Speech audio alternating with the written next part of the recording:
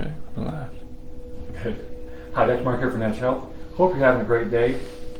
So tonight again, we're talking about back to school this month. This is our last one for the month. And tonight we're talking about children's foods and moods. Again, we've been in practice here for over 42 years now, doing nutrition and chiropractic work, which both work very well hand in hand, as the chiropractic work is helping to remove subluxations, which are barriers to the nervous system working correctly. And nutritional work we do with nutrition testing works on removing barriers from the nervous system so the body can actually coordinate and heal itself, and then give the body the correct building blocks the body needs to actually get rid of the underlying cause of the problems, not just use things to cover up symptoms or treat symptoms. So even in the natural world, people can use a lot of vitamin C, like ascorbic acid, as a way of treating a symptom, but that's not really healthy long term. So we're looking at things that look at the health of the person long term.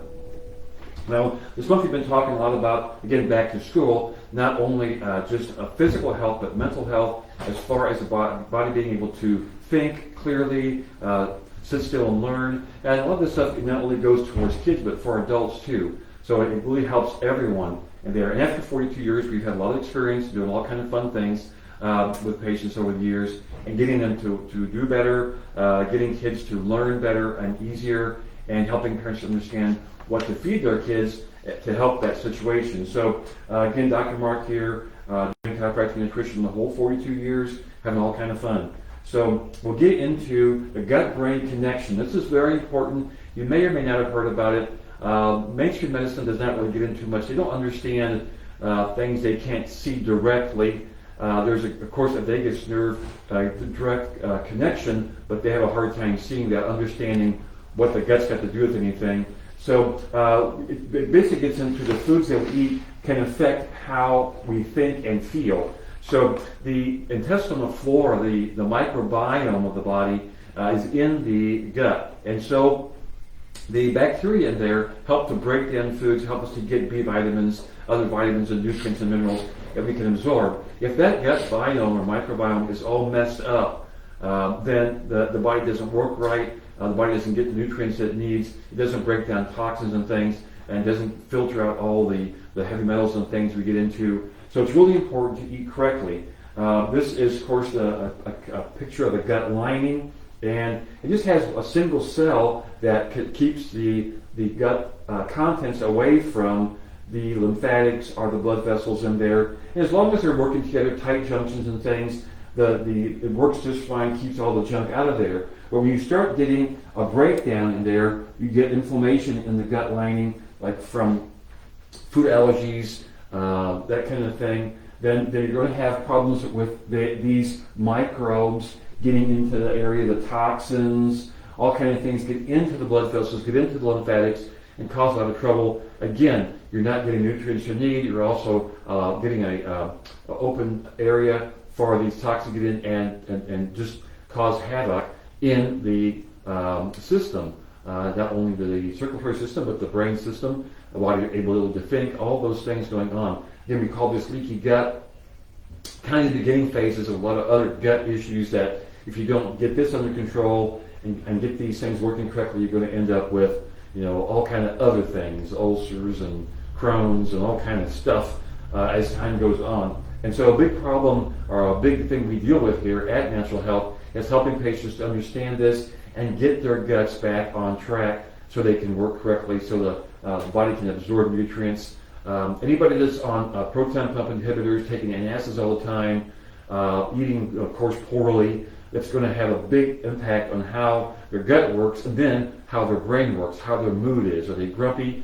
You've probably been around people that are constipated who are very grumpy, and a lot of times they have back problems too.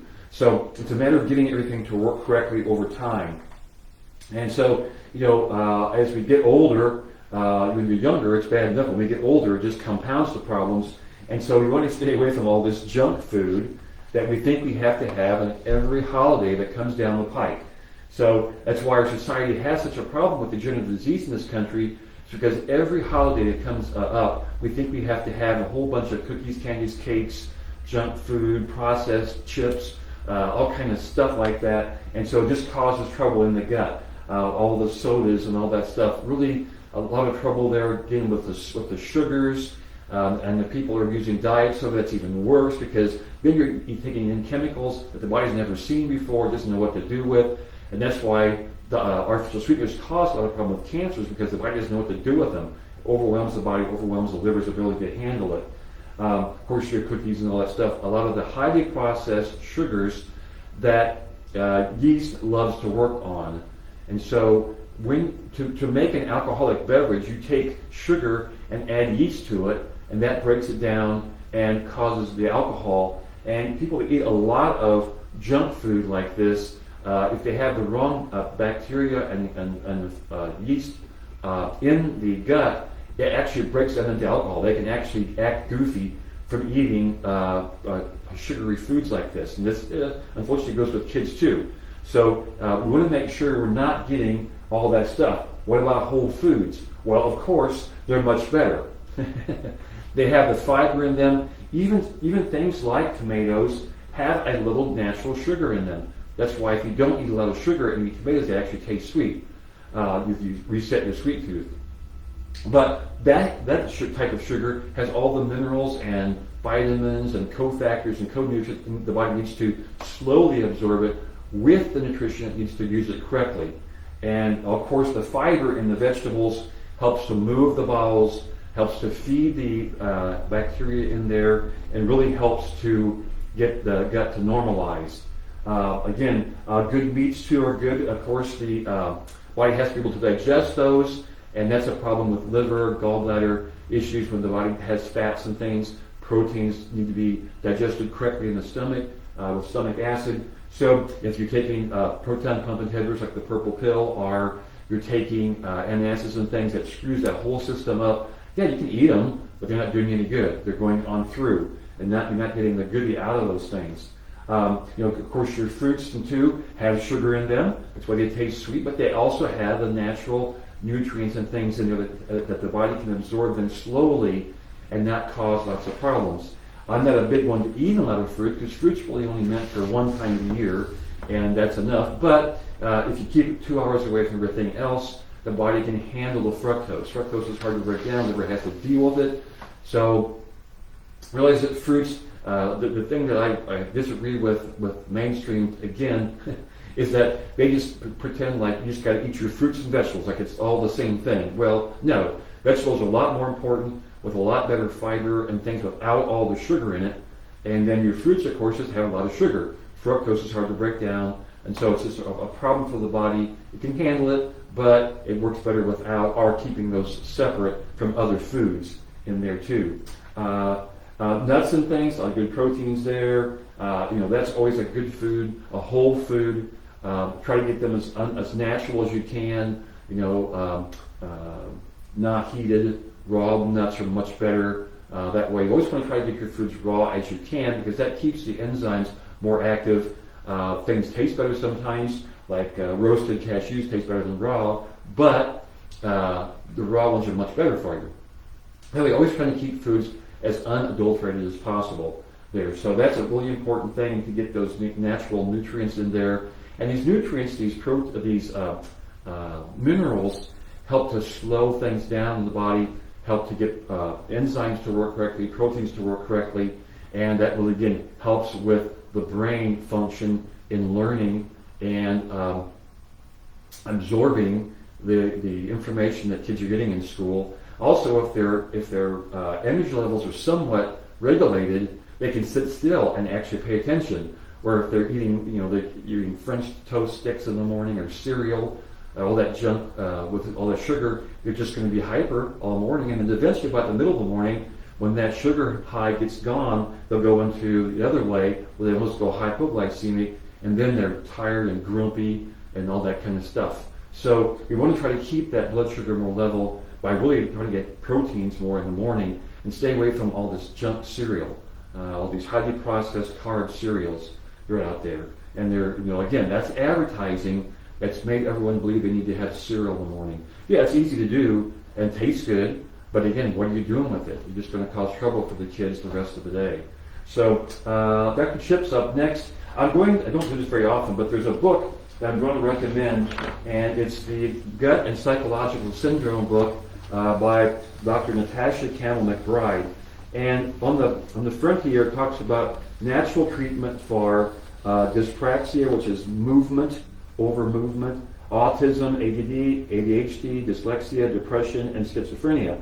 So again, talking about the things really going into much more depth than I just talked about it here, but in the same thing, looking at getting the gut to work correctly so the gut-brain connection is working correctly and people can think clearly.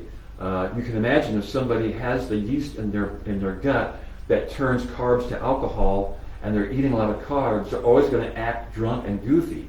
And it's not always their fault, it is for eating the carbs, but their gut microbiome is just messed up. And there's ways of helping that. We do it all the time. So it's a great book, a lot of good information there, and so that'll be a good thing for you to get a hold of if you can.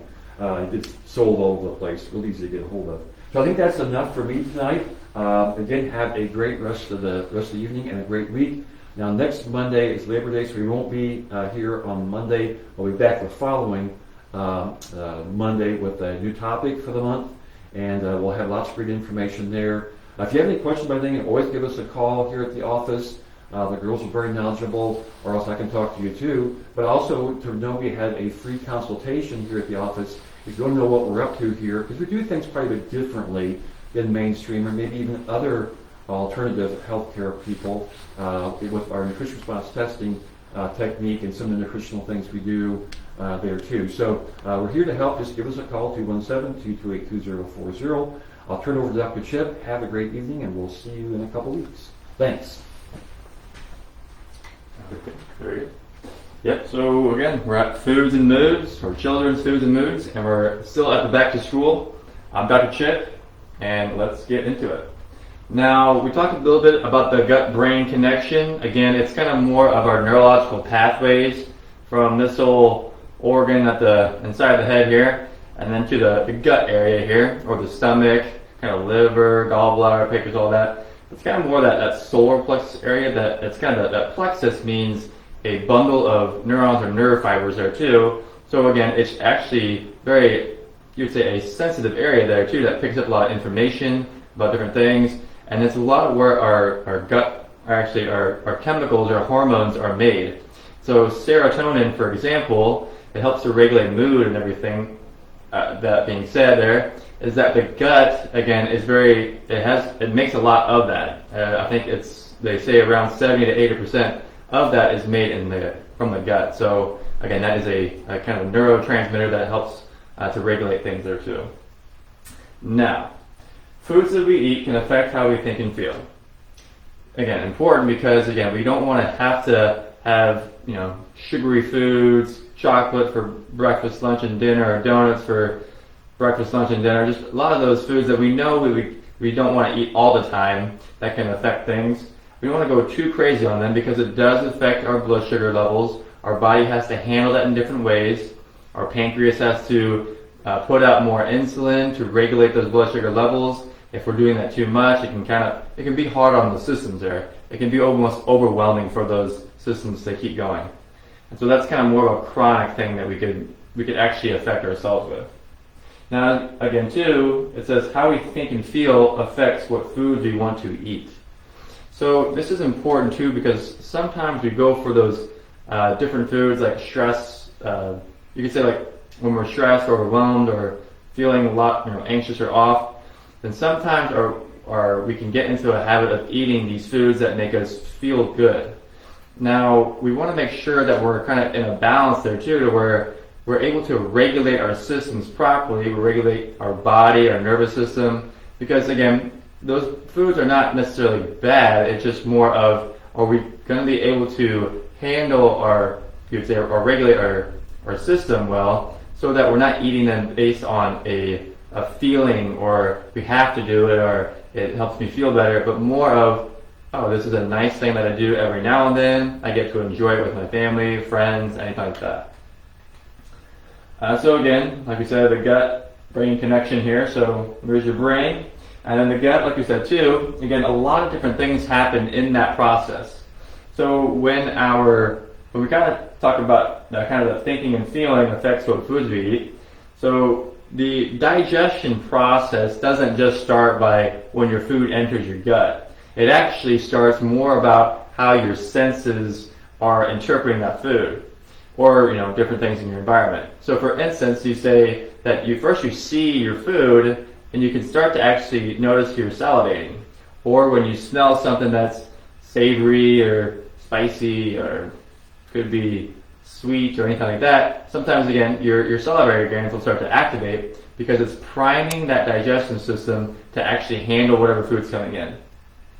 And so again, you can kind of start with that, and then as you're chewing your food, you're breaking down your food, that again is your glands are starting to produce enzymes. It helps to break down the food further. When you ingest it and everything there too, it gets into the stomach, and then again, there's a whole process, it's an amazing process that our body is able to do. It's really kind of a cool thing if you think about it, because it goes through all these pathways, it goes through all these different organs and all that too, to actually get to where we're able to pull those nutrients out, build our bodies up well, and again, still function well too. So again, really, really fascinating process. And so again, too, we want to think more of, it's not always the foods that we're digesting, but the information that we're getting there too. And so we want to make sure that we're, again, digesting or ingesting the right information, the right knowledge. Because sometimes if we're not gaining more information or knowledge, or we're not learning more things, we're not doing things, we're not really stimulating those new neural activity or those new neural pathways to actually help us grow in new ways. And so if a kid doesn't really learn anything or doesn't really do much, or maybe is acquiring not so healthy habits, then again, that is not very good for your digestion or your full digestion there, and you're not helping that individual fully. But again, it kind of goes in that whole thing where, again, good, healthy foods, again, good for our body there too, but again, good, healthy information, knowledge, values, all that too, it's good for our whole being there as we grow and develop.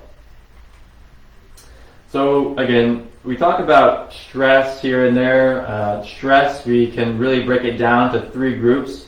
There are toxins in the environment, toxins in different foods or water, all that too. And again, it's not so much that the stress is bad, but our ability to adapt to it.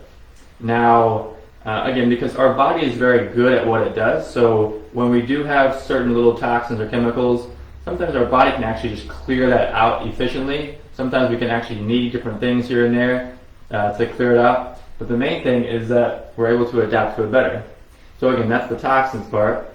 Now trauma, again, it would be more of if you would say having too many falls or breakdowns, or we're experiencing too many physical traumas there, then that actually can be overwhelming to the system. We're not able to heal. So it's like if you sprained your ankle, but you decided to go for a sprint or a marathon the next day, your body's not going to be able to heal that, and you're still going to break that down. So you have to have rest and recovery time there too. And then the emotional and thoughts there too comes along with different things that we've learned and grown up with, our different peers, parents, situations there, circumstances. So again, like we said, it's not that really that stress is a bad thing, because stress helps us to grow in different ways. But again, it's our ability to adapt to that stress. So again, parents, of course, we have finances, businesses, relatives, social, all that, decision making, and the kids, social, grades, competition, decisions. Again, we've all been there. We kind of know how it all works there. And so again, there's many different things that everybody can get stressed about. Everybody's unique in that area. But the main thing is just to help people to grow in that situation, to help people see things differently, to handle those differently, and to evolve into a good way there. So again, like you said, it's not so much the stress is bad, that helps us to grow, it's our ability to adapt to it. So what can we do for ourselves here is healthy habits, healthy snacks. Again, sometimes we can kind of get into that mode of just buying a bunch of different things, and so we can have those processed foods a lot. And again, they're not saying they're so bad, but we don't want to have them all the time. We can make good healthy snacks by a mix of nuts and seeds, different things that are kind of more you can, there are more and more things on the shelves now that can help with that too, like organic stuff there too. So the companies are making more of that, which is great. Planning ahead. Again, we can plan our meals ahead of time. We can do things in that nature so we're not so overwhelmed to have to make things all the time or on the spot. We can actually make things in bulk or make things put them in the freezer, all that too, so we can prepare them for when we need them. When we need them. Learning and creativity. Again, when we are really good, or we're more at doing different things, physical movement, when we're learning more things, when we're being creative with what we have going on in our lives, or it could be art, it could be science, it could be ideas, all that, our businesses, all that too. And again, as kids grow up, they need to be more creative there too. That tends to not help to have us think so much that we need food all the time, or that we need to have the so crazy sugary foods all the time too. And then giving gratitude for what we have. Now, a lot of times is that the food that we have or we get to eat, it could be actually worse if we're in this revved up state, we're not actually present with what we're doing right at that moment, and we're at that state that we're kind of more that sympathetic overdrive state, to where when that food comes in and we're stressed out about something, or stressed out about a different person or something going on, a circumstance, then that food is not being able to be digested very well. So again, it's always good to come back. Again, there's many cultures, everything there too. Talk about blessing your food, prayers before meals. Again, gratitude is another way to express, again, blessing for that food, or to be thankful for that food. And that actually helps us to regulate our system better and to calm down our nervous system, to be able to be ready for that food as we digest it. Okay, well, that was short and simple and to the point. Now, again, this is our last health shot for our August month here for back to school. We will have a new topic, so stay tuned for more videos. We will put more out as we get going here. Again, like Dr. Mark explained, that we have Labor Day weekend coming up, so we will not be going on that Monday, but we will the following Monday. So look out for videos on that. Again, you can always follow us at Natural Health Quincy IL at Facebook, YouTube, Brighteon, and Instagram. You can subscribe to our email list at naturalhealthquincy.com. We're located at 2000 Jefferson Street in Quincy, Illinois, and the number is 217-228-2040. So again, thank you guys so much for watching. Have a great rest of the week, and stay tuned for more in 2 weeks. So thank you.